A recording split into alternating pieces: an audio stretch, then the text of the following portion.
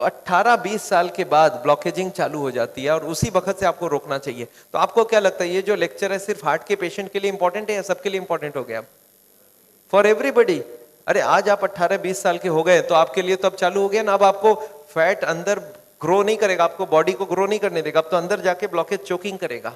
And this is what we do not want. तो ये जो ब्लॉकेज है ये शुरू होती है 20 साल के बाद से, और देखिए कैसे ग्रो करती है। दिस इज थोड़ा थोड़ा थोड़ा थोड़ा। अच्छा मान लेते हैं 80 ब्लॉकेज हो, उसके बाद पता चलेगा। क्यों बोलिए तो? Why people can not understand heart disease till 80 blockage? क्योंकि हमारे हार्ट में 20 की ही जरूरत है और सप्लाई 100 का दिया हुआ है। हार्ट को 80% एक्स्ट्रा ब्लड दिया हुआ है, so 20 is there is no shortage. तो 80% ब्लॉक हो तब तक कोई शॉर्टेज नहीं है। अच्छा ये ब्लॉकेज आपको क्या लगता है किसके हाथ में है? भगवान के हाथ में है ना?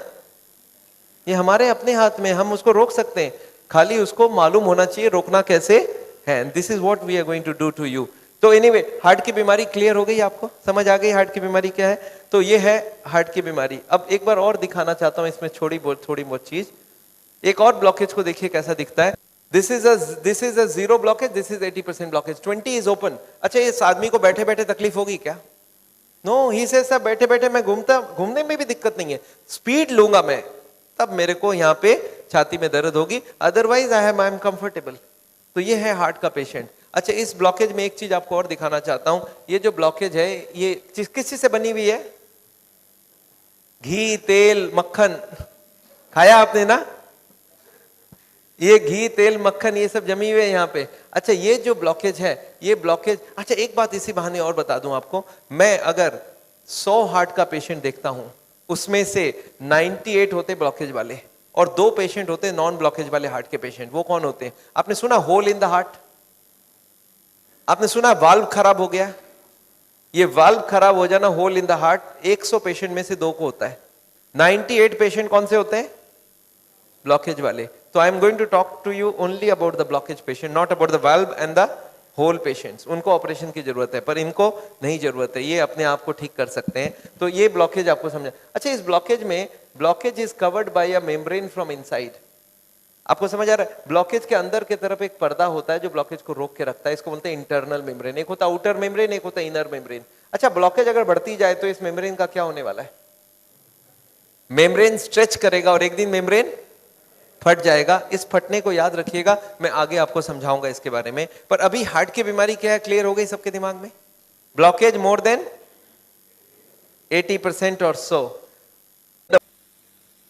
ये तार यहां थी, इसी को थोड़ा आगे किया, बैलून डाल पानी निकाल लिया और ब्लॉकेज वापस। अच्छा ब्लॉकेज वापस आ जाएगी नहीं आ जाएगी इसके बाद? क्या लगता है आपको? This is elastic. इलास्टिक समझते हैं आप? ये लोहा या पत्थर नहीं, इलास्टिक है। और जैसे ही बैलून निकाल लिया ब्लॉकेज वापस आने लग गई।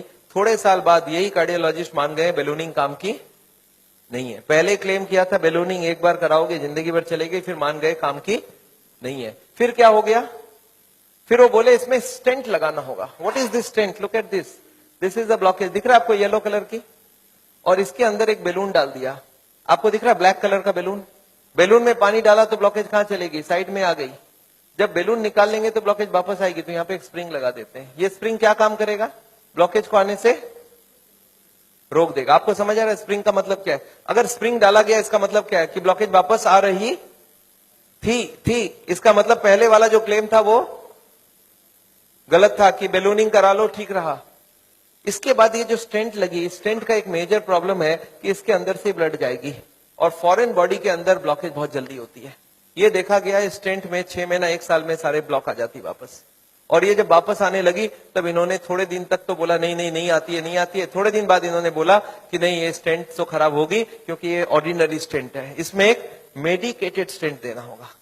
वो दवाई में डाल के स्प्रिंग को निकाल लेंगे, अब बहुत बढ़िया हो जाएगा। तो ड्रग की कोटिंग चल जाए। आपने देखा है चांदी के गहने में सोने की कोटिंग चढ़ाते हैं, तो वो स्प्रिंग के ऊपर कोटिंग चढ़ा देते हैं और वो कोटिंग चढ़ा के लगा दिया। पर इसके बाद भी ये फॉरेन बॉडी ही रही, इसमें वही का वही रिजल्ट आया है। अभी लेटेस्ट है कि 66% people with in 1 year will come back with a reblockage. इसके बाद है बाईपास सर्जरी। एक बहुत बड़ी सर्जरी होती है। देखिए बाईपास सर्जरी मैं इसलिए नहीं चाहता हूं, एक बहुत बड़ा सर्जरी है। एक पूरे चेस्ट को काटो और इसको काट के, इसको चाकू से नहीं कटेगा, इसमें आड़ी से कटेगी। आड़ी समझते हैं आप? आपने मार्बल फिटिंग के वक्त एक देखा गोल चक्का लेके घूमते हैं, ऐसा एक लगा के ग्रर, ये पूरा खुलेगी। इसको अंदर से ऐसे जैक करके ऐसे खोलेगा। अंदर में हार्ट को रोक के उसमें ऑपरेशन होगी।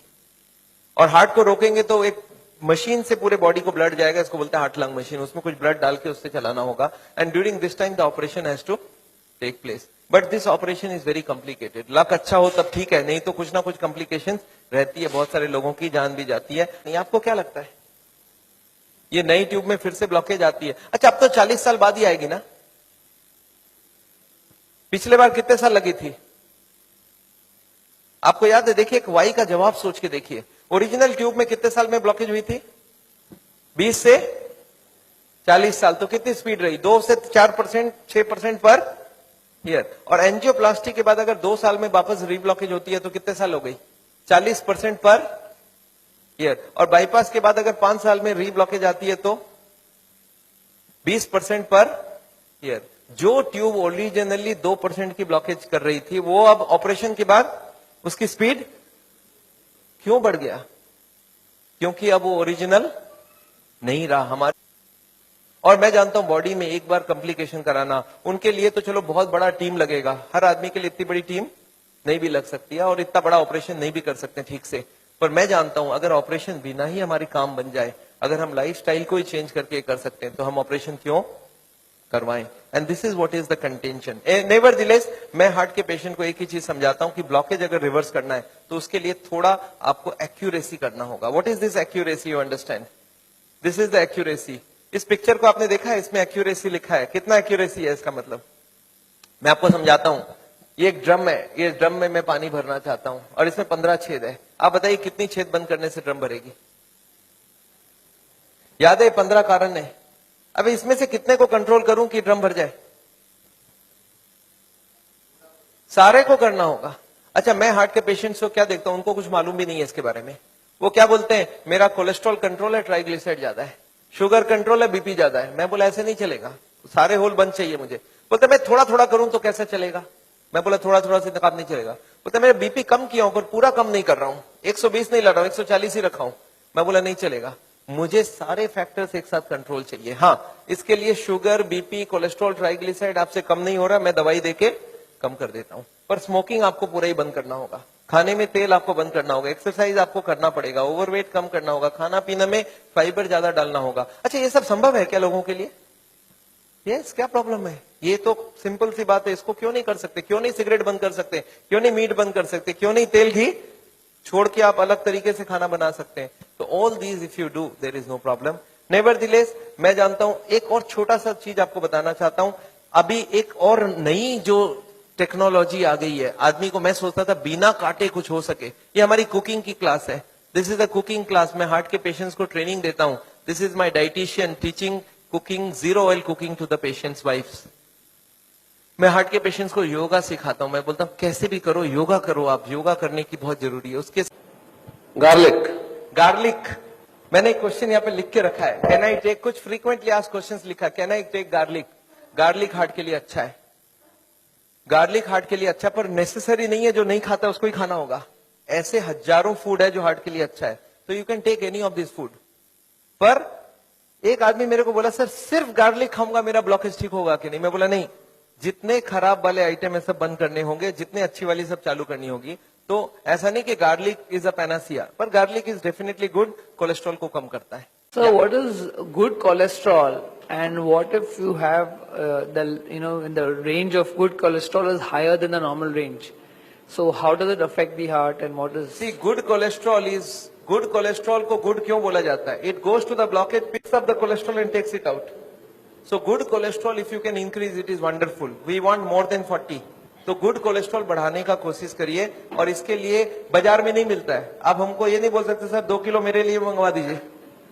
गुड कोलेस्ट्रॉल आपकी बॉडी बनाएगी अगर आप खाना पीना ठीक रखेंगे। So तो is good cholesterol anyways related to fat also? I mean, it is coming from fat plus protein.